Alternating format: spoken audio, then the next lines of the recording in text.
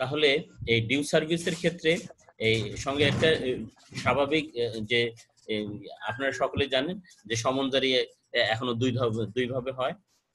একটা হলো আপনার পদাতিক সমনের মাধ্যমে, আরেকটা হলো পোস্টাল সমনের মাধ্যমে। পদাতিক সমন কোনটা? যেটা থ্রো ইয়া যায়, প্রসেস সার্ভিং পিয়নের মাধ্যমে যায়, সেটা হলো পদাতিক সমন। আর একটা হলো পোস্ট অফিসের মাধ্যমে যায়, সেটা হলো আপনার পোস্টাল সমন। তো পোস্টাল সমন দেওয়ার ক্ষেত্রে সেকশন 7 এ যেটা বিধান করা হয়েছে যে অবশ্যই এটা কি করতে হবে, by registered with acknowledgement due পাঠাতে হবে। বোঝা যায় না। লিজা আপু মনে হয় ওই যে মিউট করে নাই, বাইরে কথা আছে। মাইক্রোফোন ভিডিও আর অডিওটা মিউট। কথা বোঝা যাচ্ছে না, স্যারের কথা বোঝা যায় না। আপনারা ফোনগুলো মিউট করুন দেখি।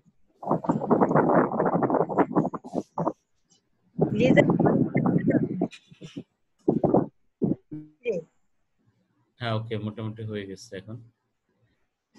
তো এই যখন পোস্টাল সমনের কথা আসবে, আপনাদের ফোনগুলো কাইন্ডলি একটু মিউট রাখেন, না হলে শব্দ হচ্ছে। সেটা হলো যে পোস্টাল সমনের ক্ষেত্রে আমাদের রেজিস্টার্ড পোস্টের মাধ্যমে দিতে হবে, উইথ অ্যাকনলেজমেন্ট ডিউ দিতে হবে। এখন এই যে আমরা রেজিস্টার্ড পোস্টের মাধ্যমে যে সমনটা দিলাম বিবাদী বরাবর, সেটা বিবাদী যদি নিতে অস্বীকার করে তাহলে এটা ডিউ সার্ভিস বলে গণ্য হবে। তবে সেক্ষেত্রে আপনাকে প্রমাণ হিসাবে এই রিটার্ন ইনভেলপটা ম্যানেজ করতে হবে, সংগ্রহ করতে হবে।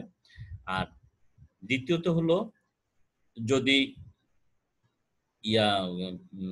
বিবাদীর উপর সমন জারি হলো, তিনি রিসিভ করে নিয়েছেন অ্যাকনলেজমেন্ট ডিউটা, তো অ্যাকনলেজমেন্ট ডিউটা আদালতে ফেরত আসুক বা না আসুক, এই যেদিন আপনি রেজিস্টার ডাকযোগে পাঠিয়েছেন সেদিন থেকে 30 দিন অতিবাহিত হওয়ার পর এটা ডিউ সার্ভিস বলে গণ্য হবে।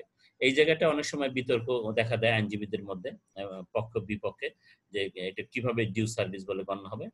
তো এই ক্ষেত্রে এই জিনিসটা আপনাকে খুব ভালো করে মনে রাখতে হবে যে পারিবারিক আদালতের সমন জারিটা দুই ভাবে হয়। একটা হলো প্রসেস সার্ভিং পিয়নের মাধ্যমে, যেটাকে পদাতিক সমন বলে, হ্যাঁ, আর আরেকটা হলো ডাক সমনের মাধ্যমে, অর্থাৎ পোস্টাল সমনের মাধ্যমে। তো প্রসেস সার্ভিং পিয়ন নিয়ে তো অনেক ঝামেলা আছে, আপনারা জানেন যারা প্র্যাকটিস করেন, নানা ঝামেলা করে তারা, আর সেই জন্যই তাদের বাইপাস করার জন্য এই পোস্টাল সমনটা রাখা হয়েছে। শুধু পোস্টাল সমনটাই যদি বিবাদীর উপর জারি হয় এবং আপনার পিআর থাকে, পোস্টাল রিসিট থাকে এবং অ্যাকনলেজমেন্ট ডিউ থাকে, তাহলে সঠিক ডিউ সার্ভিস বলে গণ্য হবে। আবার যদি বিবাদী নাও নেয়, নিতে অস্বীকার করে, এই ধরনের যদি একটা এন্ডোর্সমেন্ট থাকে at the back of the envelope signed by the postal peon, তাহলে ওইটাও যদি আপনার হাতে থাকে তাহলে এটা ডিউ সার্ভিস বলে গণ্য হবে। এবং অ্যাকনলেজমেন্ট ডিউটা আপনি আদালতে দাখিল করতে পারছেন কিনা বা আদালতে ফেরত আসছে কিনা, ইট ডাজন্ট ম্যাটার। 30 দিন অতিবাহিত হওয়ার পর, 30 দিন কোথা থেকে গুনবেন? ওই যে আপনি যেদিন পোস্টাল সমনটা দিয়েছিলেন পোস্ট অফিসে, রেজিস্টার্ড ডাকযোগে পাঠিয়েছেন, সেদিন থেকে। তো আমাদের দেশে যে প্র্যাকটিস হলো যে এটা তো কোর্ট থেকে করার কথা, কিন্তু কোর্টের স্টাফরা সেরেস্তার দ্বারা এই আমাদের অ্যাডভোকেট সাহেবদের ক্লার্ককে দিয়ে দেয়।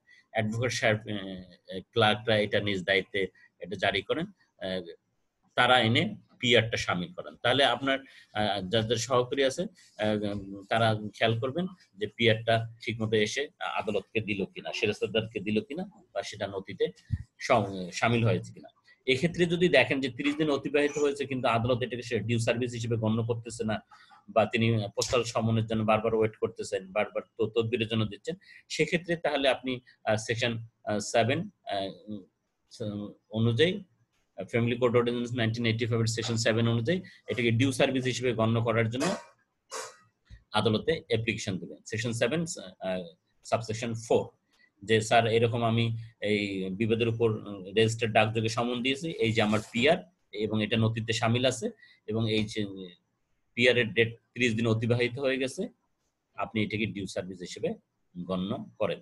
আমাদের বাংলাদেশের কোর্টগুলোতে বেশিরভাগ ক্ষেত্রে এই পোস্টাল সমনটাকে ডিউ সার্ভিস হিসেবে গণ্য না করার একটা টেন্ডেন্সি আছে।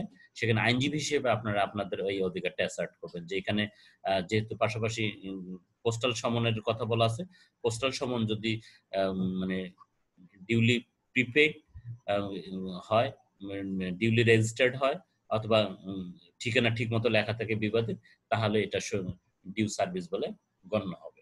তাহলে আদালত যদি প্রসেস সার্ভিং পিওনের এই সার্ভিসটার জন্য বারবার ওয়েট করেন বা তদবিরে দেন, তাহলে আপনি আইনজীবী হিসেবে এই সেকশন 7 সাবসেকশন 4 এর বিধান অনুযায়ী অ্যাপ্লিকেশন দিয়ে এটিকে ডিউ সার্ভিস বলে গণ্য করার জন্য একটা আদেশ নিতে পারেন।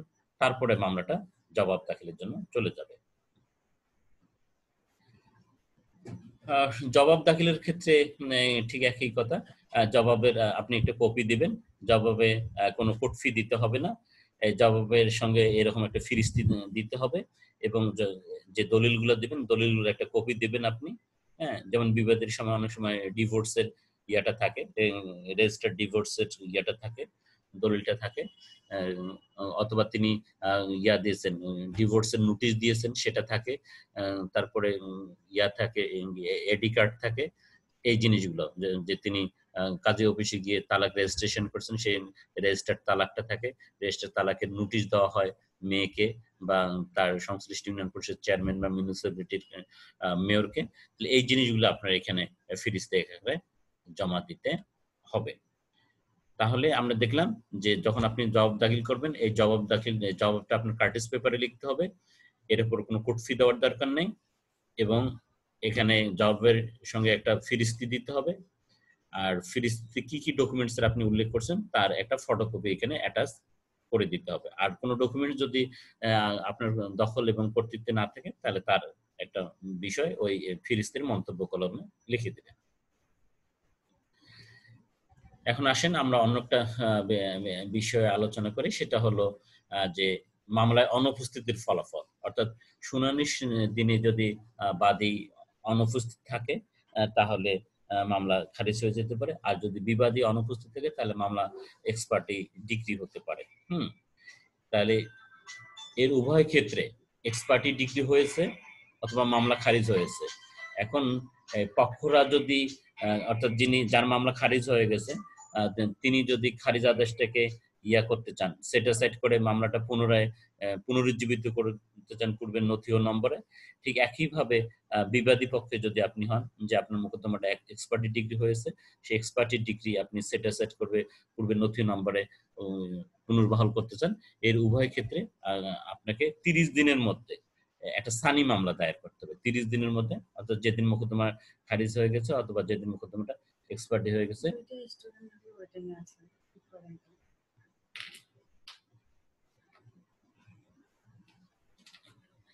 তাহলে এই 30 দিনের মধ্যে আপনাকে করতে হবে, এই সানি মামলা দায়ের করতে হবে।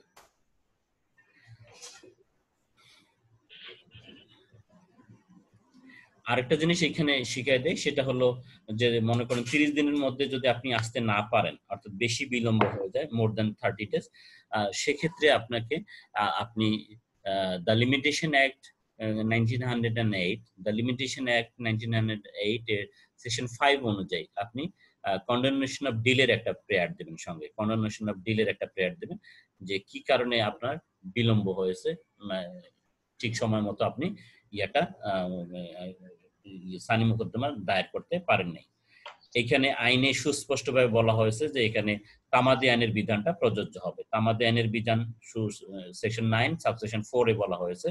সেকশন 9 সাবসেকশন 4 এ স্পেসিফিকলি সাবসেকশন 4 না 7, সেকশন 9 সাবসেকশন 7 এখানে সুস্পষ্টভাবে বলা হয়েছে যে এখানে তামাদি আইনের সেকশন 5 প্রযোজ্য হবে। দ্যাট মিন্স এই 30 দিনের মধ্যে যদি আপনি সানি মোকদ্দমা করতে না পারেন, ডিসমিসাল রেস্টোর করার জন্য, সেট অ্যাসাইড করে রেস্টোর করার জন্য, অথবা এক্সপার্টি সেট অ্যাসাইড করে মামলা রেস্টোর করার জন্য, সেক্ষেত্রে আপনি কন্ডেমনেশন অফ ডিলের আলাদা একটা প্রেয়ার সঙ্গে দিয়ে দেবেন। স্যার আমি ইসাজান বলছিলাম, আমি একটু মিস করেছি স্যার 5 মিনিট, আমি ছিলাম না লাইনে। জি স্যার। তাহলে আপনি জবাব দাখিলটা শুনেছেন? জবাব দাখিল কিভাবে করতে না হবে? না না, জবাব দাখিলটা শুনিনি। এটা জবাব দাখিল করার ক্ষেত্রে জবাব আপনি কে লিখতে হবে কার্টিস পেপারের উপর, লিখে এখানে কোনো কোড ফি দেওয়ার দরকার নেই, এবং জবাবের সঙ্গে জবাবের একটা কপি দিতে হবে, এটা বাদীর উপর সার্ভ করার জন্য।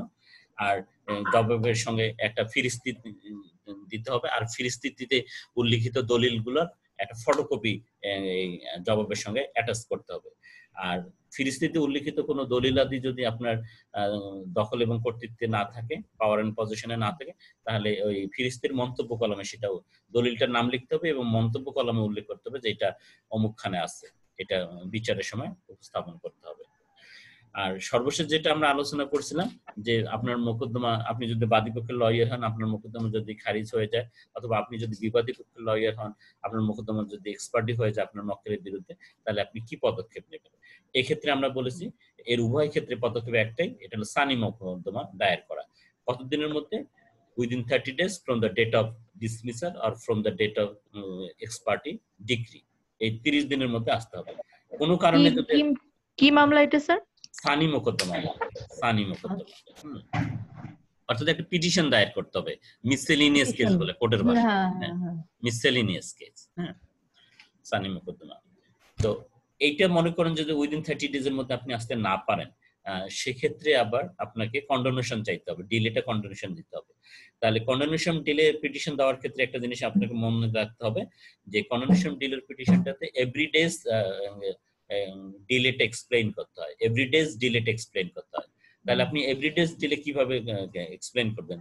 ধরেন 6 মাস হয়ে গেছে, 5 মাস হয়ে গেছে, 3 মাস হয়ে গেছে, তাহলে এইটা এভাবে করতে হয়। সেটা হলো যে ধরেন আপনার মক্কেল চিকিৎসার কাজে ব্যস্ত ছিল বা বিদেশ ভ্রমণ করেছে, এই জন্য তিনি সময় মতো এই সানি মোকদ্দমাটার ডিসমিসালটার বিরুদ্ধে ব্যবস্থা নিতে পারে, সানি করতে পারেন নাই, এক্সপার্টি ডিগ্রির বিরুদ্ধে সানি করতে পারেননি, এই ধরনের কথা বললেই it means that you are giving every days explanation. এটা হলো আপনার কন্ডোনেশন অফ ডিলে পিটিশন। আপনার ডিলের ব্যাখ্যাটা দিতে হবে যে কেন আপনি এই 6 মাস কোর্টে আসতে পারেননি, 3 মাস কোর্টে আসতে পারেননি। এটা জি স্যার, জি। ওকে। এই যে সেকশনটা স্যার, সেকশন 9 সাবসেকশন 7, স্যার এটা কোন আইনের স্যার? এই যে family code ordinance 1985, family code ordinance 1985 এর section 7 subsection section 9 subsection 7, section 9 subsection 7 এই আপনি এখানে সেকশন লিমিটেশন একটা সেকশন 5 থেকে ইয়া করা হয়েছে, প্রযোজ্য করা হয়েছে। দ্যাট মিন্স আপনি কন্ডোনেশন অফ ডিলের প্রেয়ার দিতে পারবেন। আর বিচার পূর্ব এবং বিচার পরবর্তী শুনানিতে এখানে আপনার আইনজীবী হিসেবে তেমন করণীয় নাই। যদি আপনি ফেভারেবল থাকেন যে মামলাটা শেষ হয়ে যাক, তাহলে হয়তো আপনার বাদীপক্ষের লয়ার হলে আপনার বাদিনীকে বুঝাই টুজাই আদালতে ঢুকাই দিতে পারেন তার চেম্বারে, তার স্বামীর সঙ্গে আলোচনা করার জন্য আদালতের মধ্যস্থতায়। আবার যদি বিপদী পক্ষের লয়ার হন, আপনি পজিটিভ হলে আপনি বলতে পারেন যে দেখো আদালত ডাকছে তোমাদের, ভেতরে যাও, দেখো আদালত কি বলে, পারলে মীমাংসা করে নাও। আবার এরকম ক্ষেত্রে এটাকে বলা হয় বিচারপূর্ব শুনানি। এটা সেকশন 10 এবং সেকশন 13 এই দুইটা করা হয়। একটা বিচার শুরু হওয়ার আগে অর্থাৎ সাক্ষ্য গ্রহণের পূর্বে হয়, এই জন্য এটাকে প্রি ট্রায়াল বলা হয়। আর সাক্ষ্য গ্রহণ করার পর আবার আদালত অ্যাগেইন ট্রাই করে to settle the disputes by conciliation, এটাকে বলা হয় পোস্ট ট্রায়াল হিয়ারিং। ওকে, এই পোস্ট ট্রায়াল সেকশন কত বলেন স্যার? পোস্ট ট্রায়ালটা হলো 13 আর প্রি ট্রায়াল হলো সেকশন 10। এই দুই ভাবে যদি মীমাংসা ব্যর্থ হয়ে যায় তাহলে আদালত সাক্ষী আহ্বান করবে। সাক্ষীর ক্ষেত্রে একটা জিনিস মনে রাখবেন, আমরা শুরুতে আলোচনা করেছিলাম যে যখন আরজি বা জবাব লিখবেন তখন আরজি বা জবাবে আপনার তফসিল হিসাবে আপনার সাক্ষীর একটা তালিকা দিতে হবে। এখানে তফসিল হিসাবে সাক্ষীর তালিকা দিতে হবে। এখন তালিকার বাইরে সাধারণত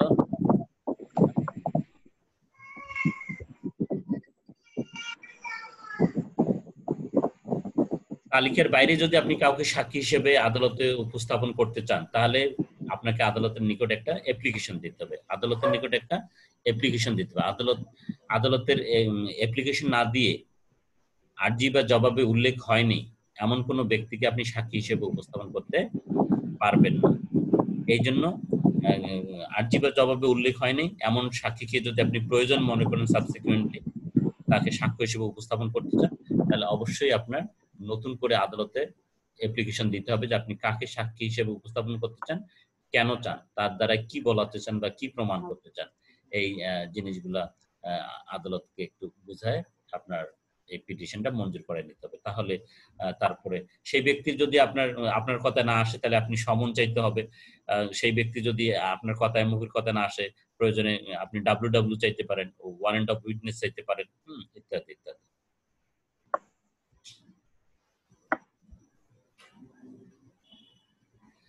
তারপরে আসেন ডিক্রি জারি। পারিবারিক মামলাতে আমরা ডিক্রি জারি কিভাবে করব? তাহলে প্রথমে আমরা যেটা জানার চেষ্টা করব যে এই ডিক্রি জারিটা কে করতে পারে, কোন আদালত করতে পারে। এই আলোচনায় আমরা বলবো ডিক্রি জারিটা করতে পারে দুইটা আদালত, the court which passed the decree and the records to which it has been sent। তাহলে যে আদালত ডিক্রিটা দিয়েছেন তিনি নিজেই পারবেন, অথবা যে আদালতের নথিটা ডিক্রি জারির জন্য প্রেরণ করা হয়েছে সেই আদালতও পারবেন। তাহলে আমরা দেখলাম দুইটা আদালত এই ডিক্রি জারিটা করতে পারবেন। যেমন ধরেন ঢাকার সাভার কোর্ট একটা ডিক্রি দিয়েছে, তাহলে উনি নিজে এই ডিক্রিটা জারি করতে পারবেন। কিন্তু ডিক্রি জারি করতে গিয়ে দেখতে পেলেন যে বিবাদের বাড়ি হতো গাজীপুরের শ্রীপুরে, তাহলে ওখানকার সম্পত্তি অ্যাটাচ করা বা বিক্রি করা এই কাজগুলো উনি নিজে করতে পারবেন না। তখন এই রেকর্ডটা এই গাজীপুর আদালতে পাঠিয়ে দিতে হবে। এই জন্য বলা হলো যে the court which pass the decree can execute the decree or the court to which the record has been sent for purpose of execution, that court also execute the decree। এই দুইটা আদালত ডিক্রি জারি করতে পারবে। তারপর হলো কতদিনের মধ্যে আপনি ডিক্রি জারির দরখাস্ত করতে পারবেন। ডিক্রি জারিতে প্রত্যেকটা পারিবারিক মামলার রায়ের অপারেটিভ পোর্শনে একটা নির্দিষ্ট সময় দেওয়া থাকে, বিবাদের প্রতি ডাইরেকশন দেওয়া থাকে যে আপনি আগামী এত দিনের মধ্যে, 20 দিনের মধ্যে, 30 দিনের মধ্যে, 60 দিনের মধ্যে এই ডাওয়ার অ্যান্ড মেইনটেন্যান্সের টাকাটা জমা দেবেন, ইত্যাদি ইত্যাদি একটা তার প্রতি নির্দেশনা থাকে। এই নির্দেশনা এই সময়টুকু অতিবাহিত হওয়ার পর 1 বছরের মধ্যে, তাহলে রায়ে যে সময়টা উল্লেখ করা থাকবে, বিবাদের প্রতি যে ডিরেকশনটা থাকবে, যে দেও সময়টা থাকবে, এই সময়টা অতিবাহিত হওয়ার পর 1 বছরের মধ্যে আপনাকে ডিক্রি জারির মামলা দায়ের করতে হবে। আর যদি আপনি তার বিলম্ব করেন তাহলে আপনাকে কন্ডেমনেশন অফ ডিলের প্রেয়ার দেওয়া লাগতে পারে। এখন আসেন কিভাবে আপনি ডিক্রি জারি করবেন, এটা খুবই ইম্পর্টেন্ট। ডিক্রি জারি কিভাবে করেন? ডিক্রি জারিটা দুই ভাবে করা যায়, সিভিল মামলার ডিক্রি জারির মতো, আর হলো ক্রিমিনাল মামলার জরিমানা আদায়ের পদ্ধতি অনুসরণ করব। তাহলে এই ফ্যামিলি কোডের ডিক্রিটাকে দুই ভাবে করা যায়, জারি করা যায়। একটা হলো, তার আগে বলিনি ডিক্রি জারির জন্য কি আপনাকে জারির জন্য একটা মামলা দায়ের করতে হবে, একটা ভিন্ন মামলা পড়বে এবং কোর্ট কাছারিতে কিছু ছাপানো ফর্ম পাওয়া যায়, সেই ফর্মগুলো ফিল আপ করে শেষের কলামটাতে আপনাকে লিখতে হবে যে আপনি ডিগ্রি জারিটা কিভাবে চান। সেখানে গিয়ে এই দুই ভাবের যে কোনো একভাবে চাইতে হবে, যে আপনি কি সিভিল কোর্টের টাকার ডিগ্রি যেভাবে আদায় করা যায় সেভাবে চাচ্ছেন, নাকি ক্রিমিনাল কোডের জরিমানা আদায় করা যায় পদ্ধতি অনুসরণ করে চাচ্ছেন। এই দুইটার যে কোনো একটা পদ্ধতি আপনাকে বলে দিতে হবে। তবে আমার অ্যাডভাইস হলো আপনাদের জন্য যে ওই সিভিল কোডের টাকার ডিগ্রি মানি সুটের মতো করে আদায় করা যায় এমন দিকে যাওয়ার দরকার নেই, এটা কাম্বারসাম, এটা বেশি ঝামেলা হয়। তারপর অন্তত বলে রাখি যে এটা কিভাবে করবেন, যে বিবাদের সম্পত্তি অ্যাটাচ করতে চান, অ্যাটাচ করে বিক্রি করে দিতে চান, কিন্তু বিবাদের সম্পত্তির তালিকা তো আপনার মক্কেল মহিলা জানে না, স্ত্রী হিসেবে কোথায় কোথায় কোন ডাকখতি এনে তার সম্পত্তি আছে অনেকেই জানে না। তাহলে সেটা কিভাবে ম্যানেজ করবেন? এটা ওই বিবাদী যে এলাকায় বসবাস করে সেই এলাকার সংশ্লিষ্ট তহসিল অফিসকে যদি আদালত থেকে ডিরেকশন দেয় যে এই বিবাদীর তার এই বসবাস করে অমুক মৌজায় বা এই থানায় তার এই তহসিল অফিসের অধীনে কোনো জায়গা জমি আছে কিনা তার একটা দিতে, ইনফরমেশন আদালতে পাঠানোর জন্য, এইভাবে আপনি বিবাদের সম্পত্তির একটা খোঁজ নিতে পারেন। তারপর আপনি সেটা অ্যাটাচ করে বিক্রির ব্যবস্থা করতে পারেন, নিলাম জারি করতে ইত্যাদি যে প্রসেস আছে সেই প্রসেসটা মেনটেন করতে পারেন। এটা বেশি ঝামেলা হয়, এদিক না গিয়ে আপনারা যেটা করবেন সেটা হলো যে ক্রিমিনাল কোর্টের জরিমানা আদায়ের পদ্ধতি অনুসরণ করে আমি ডিগ্রিটা করতে চাই, ওই দরখাস্তে লিখে দেবেন, ডিগ্রি জারি মামলার দরখাস্তে, ছাপানো দরখাস্তে। তাহলে হবে কি, আদালত এই কথাটা লেখা থাকলে এই তখন এই family court will be treated as a first class magistrate. তখন তিনি প্রথম শ্রেণীর ম্যাজিস্ট্রেট হিসেবে সিআরপিসি 386 ধারায় এই লেভি ওয়ারেন্ট জারি করতে পারবে। লেভি ওয়ারেন্ট কি বিষয়ে জারি হবে? ওই বিবাদীর অস্থাবর সম্পত্তি, শুধুমাত্র অস্থাবর সম্পত্তি, তার ফার্নিচার, তার ল্যাপটপ, তার মোবাইল, ঘড়ি ইত্যাদি ইত্যাদি, তার ফার্নিচার ইত্যাদি, এগুলা আদালত অ্যাটাচ করার জন্য লেভি ওয়ারেন্ট জারি করবে। তো এটা থানা, এটা অবশ্যই থানা পুলিশের মাধ্যমে করতে হবে। সংশ্লিষ্ট ফ্যামিলি কোর্ট বিবাদী যে এলাকায় বসবাস করে সেই এলাকার ওসি সাহেবকে লিখবে যে এটা তার অ্যাটাচ করে এগুলা নিয়ে আসেন, আদালতে নিয়ে আসেন, অথবা এটা বিক্রি অ্যাটাচ করে থানায় রাখলো, এটা তারপরে নিলাম বিক্রয় করে যে টাকাটা হলো সেই টাকাটা বাদিনীকে দিয়ে বাকি টাকার জন্য রেস্ট, ভালো করে একটু খেয়াল করেন, বাকি টাকার জন্য আদালত 3 মাস পর্যন্ত জেল দিতে পারবে। 16(3)(b) ফ্যামিলি কোড অর্ডিন্যান্স 1985 এর সেকশন 16(3)(b) অনুযায়ী আদালত তাকে 3 মাস পর্যন্ত কারাদণ্ড দণ্ডিত করতে পারবে এবং কারাদণ্ড দণ্ডিত করার পর তাকে বডি ওয়ারেন্ট দেবে। এই বডি ওয়ারেন্ট দিয়ে পুলিশ যদি তাকে যখন ধরে নিয়ে আসবে তখন স্ট্রেট তাকে আদালত ইয়েতে পাঠাতে হবে, এই যে জেলখানায় পাঠাতে হবে। এইখানে আদার সাইড আসামি, এটা তিনি আসামি না, তার কোনো জামিন চাইতে পারবেন না, এটা কোনো অপরাধ না। Non payment of decretal amount is not offence, এতে এর কোনো জামিন হবে না। এটা সারা দেশে ভুল আছে, প্র্যাকটিস আছে যে বিবাদীকে গ্রেপ্তার করে ধরে নিয়ে ইয়া করে, হ্যাঁ, বডি ওয়ারেন্ট দিয়ে নিয়ে আসা হলো, বিবাদী এখন বলে স্যার আমি 5,000 টাকা দেই, 2,000 টাকা দেই, আমার মক্কেল খুবই গরিব আর টাকা নেই, আমি জামিন চাই। নো, এটা কোনো অফেন্স না, জামিন হবে অফেন্সের ক্ষেত্রে, এটা কোনো অফেন্স না। এতে এখানে যেহেতু ওই রেস্ট অর ব্যালেন্স মানির জন্য তাকে 3 মাস পর্যন্ত যে মেয়াদের কারাদণ্ড দেওয়া হয়েছে সেটা থেকে সার্ভ করতে হবে। যদি সঙ্গে সঙ্গে সে পুরো ডিক্রিটাল অ্যামাউন্টটা দেয় তাহলে ওইখান থেকে সে ফেরত যাবে।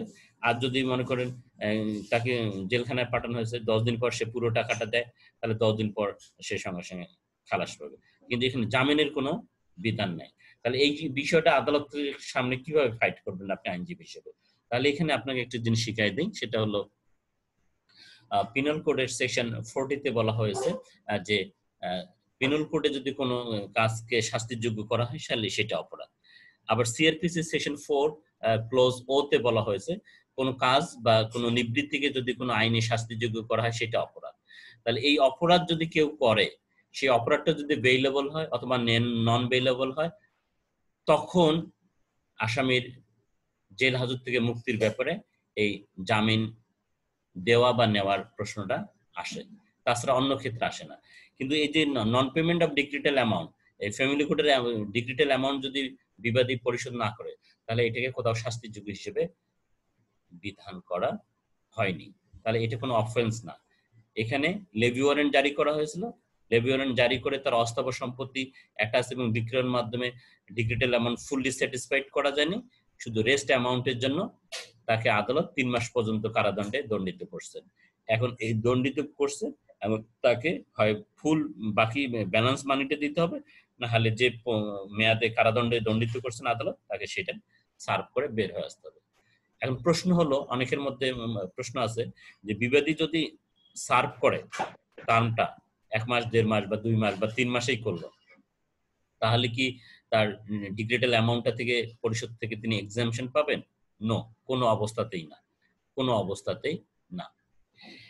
এক্ষেত্রে বিবাদী পক্ষের লয়ার হলে আপনাকে আরেকটা জিনিস শিখাই দেয়, সেটা হলো যে যদি আপনি চান তাহলে সেকশন 16 তারপরে সাবসেকশন 5 অনুযায়ী আপনি এই ডিক্রিটাল অ্যামাউন্টটা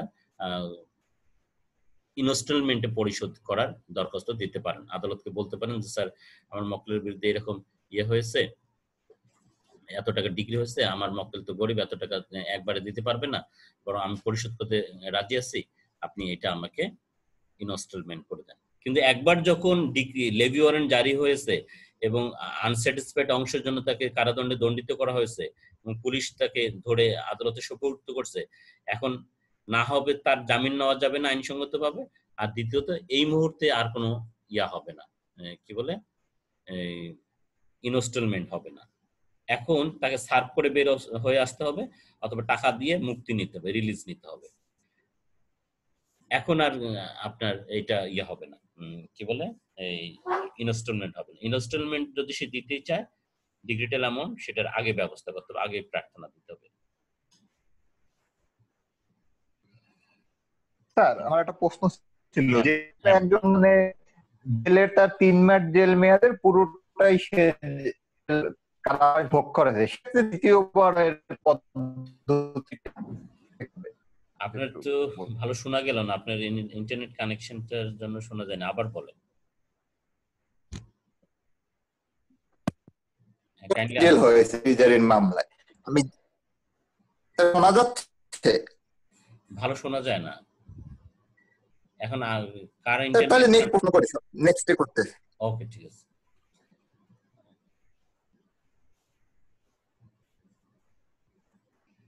তারপরে আসেন আমরা আপিল সম্পর্কে, অন্তর্বর্তীকালীন সম্পর্কে আদেশ আপনি চাইতে পারেন ফ্যামিলি কোর্টের ক্ষেত্রে। হ্যাঁ, 16 কতে এটার বিধান আছে যে আপনার প্রয়োজন মতো কোনো আদেশ যদি কামনা করতে চান ফ্যামিলি কোর্ট থেকে, সেটা আপনি করতে পারবেন। এখন আসেন লাস্ট যে জিনিসটা আমরা আলোচনা করবো, আপিল সম্পর্কে আলোচনা করব। আপনারা সকলে জানেন যে পারিবারিক আদালত যদি কোনো আদেশ প্রদান করে অথবা রায় প্রদান করে, যেটাই করুক, আদেশ বা রায় যেটাই করুক, এটাকে চ্যালেঞ্জ করা যাবে আপিল আকারে, এর বিরুদ্ধে কোনো রিভিশন নাই। আর আপিলটা কোথায় করা যাবে? জেলা জজ আদালতে, জেলা জজ আদালতে আপিল করতে হবে। এখন এখানে একটা প্রশ্ন দেখা দেয় অনেক সময়, আপনারা থেকে একটু অ্যাওয়ার করে রাখি যে জেলা জজ আদালত যখন আপিল নিষ্পত্তি করবেন, নিষ্পত্তি করার ক্ষেত্রে তিনি কোন বিধান অনুসরণ করবেন? তিনি কি সিআরপিসি বিধান অনুসরণ করবেন না কিভাবে করবেন? আমাদের ফ্যামিলি কোর্ট অর্ডিন্যান্স 1985 এর সেকশন 20, সেকশনটা ভালো করে লিখে নেন, যারা জানেন তো জানেন, যারা জানেন না তারা লিখে নেন। সেকশন 20 তে বলা হয়েছে application and non application of certain loss.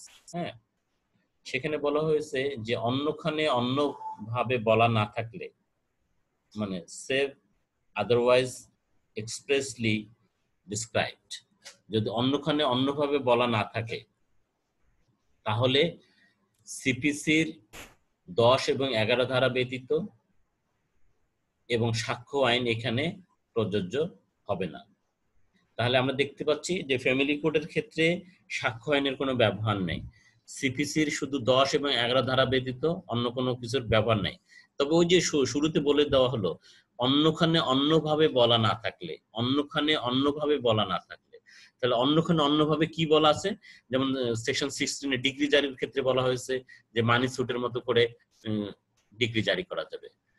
আবার সমন জারির ক্ষেত্রে আমরা দেখলাম সেখানে সিপিসির অর্ডার 5 অনুসরণ করা যাবে। কিন্তু যে আপিল শোনা হয়, আপিলের যে বিধান আছে সিআরপিসির 41 এ, সেখানে যে আপিল শুনানি করার যে বিধানগুলা সেখানে এখানে প্রযোজ্য হবে না। তবে কিছু কেস লতে ইদানিং বলতেছে যে আপিল আদালত যখন আপিল শুনবেন তখন তিনি সিআরপিসি অনুসরণ করবেন। কিন্তু আমাদের ফ্যামিলি কোর্ট অর্ডিন্যান্স 1985 এর সেকশন 20 যেভাবে আইন করা আছে সেই অনুযায়ী এই সিদ্ধান্তটা ম্যাচ করে না। যাই হোক, তারপরে অনেক সময় কোন জেলায় দেখা যায় যে জেলা জজরা রিমান্ডে পাঠান। ফ্যামিলি কোর্টের আপিল রিমান্ডে পাঠানোর কোনো সুযোগ আইনে নেই, তাকে ফুল ডিসিশন দিতে হবে তিনি যেটা ভালো মনে করেন, কিন্তু এটা পুনর্বিচারে পাঠানোর কোনো সুযোগ নেই। আমি যেভাবে বললাম সেকশন 20 রেফারেন্স দিয়ে আপনার এইভাবে সাবমিশনটা রাখতে পারেন। তাহলে আপিল কোথায় হবে? জেলা জজ আদালতে। কিসের বিরুদ্ধে আপিল হবে? ফ্যামিলি কোর্ট যে আদেশে দেখ বা যে রায়ে দিক, এটাকে আমরা চ্যালেঞ্জ, যদি আমরা সংক্ষুব্ধ হই তাহলে আমরা এটাকে চ্যালেঞ্জ করতে পারবো আপিল আকারে জেলা জজ কোর্টে আপিল দায়েরের মাধ্যমে।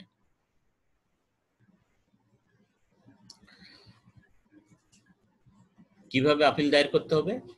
আপিল ওই দরখাস্ত আকারে লিখতে হবে, কার্টিস পেপারে লিখতে হবে। এবং অন্য সিভিল মামলার যেভাবে আপিল লেখে ঠিক এইভাবে। আর আপিল দরখাস্তের সঙ্গে যে রায় বা ডিক্রির বিরুদ্ধে আপনি আপিল করতেছেন সেটার সার্টিফাইড কপি সংযুক্ত করতে হবে। কত দিনের মধ্যে আপিল দায়ের করবেন? 30 দিনের মধ্যে আপিল দায়ের করতে হবে। রায় বা ডিক্রি বা আদেশকে যখন আপনি চ্যালেঞ্জ করতে যাবেন সেই রায় ডিক্রি বা আদেশের 30 দিনের মধ্যে আপনাকে এই আপিলটা জেলা জজ আদালতে দায়ের করতে হবে। আপিলের মেমোতে আপনি আইনজীবী হিসেবে কত টাকার কোর্ট ফি দিবেন? এখানে 10 টাকার কোর্ট ফি দিবেন। 10 টাকার কোর্ট ফি দিবেন, সরি ভুল বললাম, আরজিতে যে কোর্ট ফি ছিল সেই কোর্ট ফি দিবেন। ওখানে যদি 25 টাকার কোর্ট ফি থেকে এখানে 25 টাকা দেবেন, এখানে যদি 50 টাকার কোর্ট ফি থেকে আপিলে 50 টাকার কোর্ট ফি দিবেন। তবে ডিক্রি জারির ক্ষেত্রে আপনি 10 টাকার কোর্ট ফি দেবেন। ডিক্রি জারির মামলার ক্ষেত্রে 10 টাকার কোর্ট ফি দেবেন। তাহলে এই গেল আজকের আমাদের আলোচনা। পুরা ফ্যামিলি কোর্টের 5টা বিষয়ে আমরা পরবর্তীতে আবার প্রত্যেকটা মামলার আলাদা আলাদাভাবে আলোচনায় যাব। সেই মামলাগুলো জেরা জবানবন্দি কিভাবে করতে হবে, বা আপনার ডিফেন্স কি হবে ইত্যাদি, কিভাবে কোন জিনিসগুলো প্রমাণ করতে হবে সেগুলো আলাদা আলোচনা হবে। আজকের আমাদের আলোচনা এখানে সমাপ্ত। এখন আপনারা আপনাদের প্রশ্ন করতে পারেন। আজকে শুধুমাত্র প্রসিডিউরটা আজকে আমরা প্রথমে আলোচনা করলাম। এখন আপনাদের আমি প্রশ্ন আহ্বান করছি।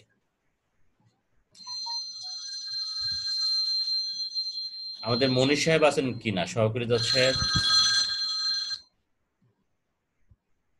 হ্যাঁ,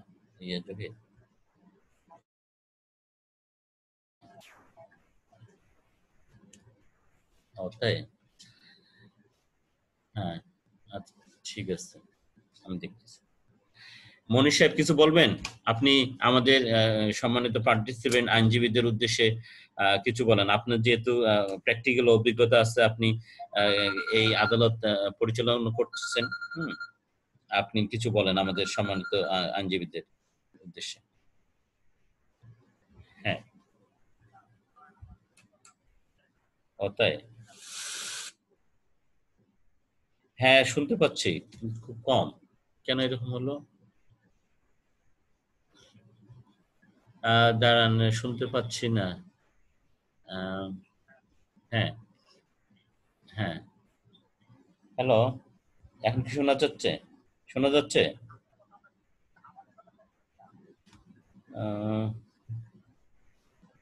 হ্যাঁ,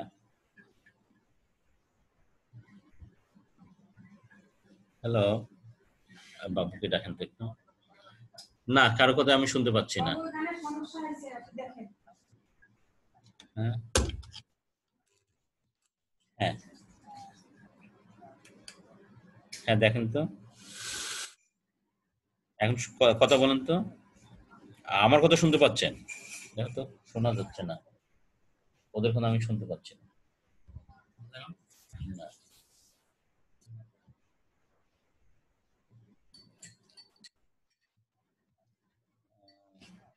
না না, শোনা যাচ্ছে না।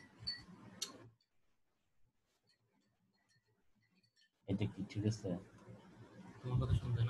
আমার কথা শুনতে পাচ্ছেন না ওনারা?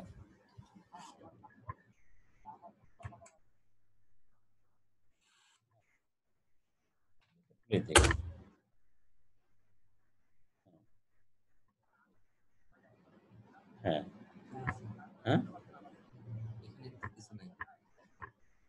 হ্যাঁ, এই স্পিকারটা ঠিক করে দাও। এই যে এখানে, হ্যাঁ এইটা ঠিক আছে, এখানে ঠিক আছে। হ্যাঁ, তো এখন এখন তো কি শোনা যাচ্ছে আমার কথা? ও, আপনাদের কথা আমি শুনতেছি না ঠিক মতো।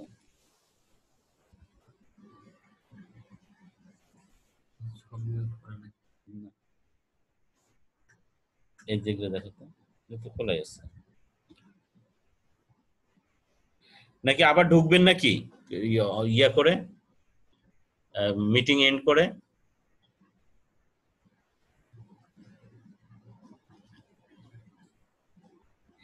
এই সোহাগ শুনেন, আমি মিটিং এন্ড করে আবার ঢুকেন। হ্যাঁ হ্যাঁ, তাছাড়া তো শুনতে পাচ্ছেন না, তাহলে ইয়া কিভাবে করবেন? হ্যাঁ হ্যাঁ ঠিক আছে মনি সাহেব, তাহলে আপনি একটু কথা বলেন।